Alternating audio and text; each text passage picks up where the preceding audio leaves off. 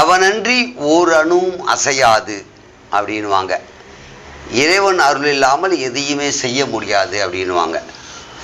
அதே மாதிரி தான் ஒவ்வொரு விஷயத்திலையும் இறைவன் இருக்கிறான் அப்படின்றது பல விதத்தில் ப்ரூஃப் ஆகிட்டே இருக்குது. இல்லைப்பா அப்படின்னு சொன்னாலும் கூட கண்ணை மூடுறது நான் நினச்சா மூட முடியும், கை நான் நினச்சா தட்ட முடியும், வாய் நான் நினச்சா பேச முடியும். இதெல்லாம் என்னால் முடியும். மூச்சு வர்றது நிறுத்திக்கோ அப்படின்னா என்னால் முடியாது. அங்கே தான் இறைவன் இருக்கான். ஸோ இறைவன் இருக்கான்னு ப்ரூஃப் கேட்டாங்கன்னா இப்படி சொல்லலாம். இந்த குழந்தைய உட்கார வச்சு ஏன்டா இதை பேசுனேன் அப்படின்னு தோணும். குழந்தைக்கு புரியாத பேசினா தான் நான் புத்திசாலியாக இருக்க முடியும். இங்கே வர குழந்தைங்களாம் பயங்கர புத்திசாலியாக இருக்குது. இப்போது இந்த குழந்தையும் நம்ம இந்தியா பார்டரில் இருக்கிற மாநிலத்து குழந்தை. இது அந்த குழந்தைகிட்ட தான் பேச போகிறோம்.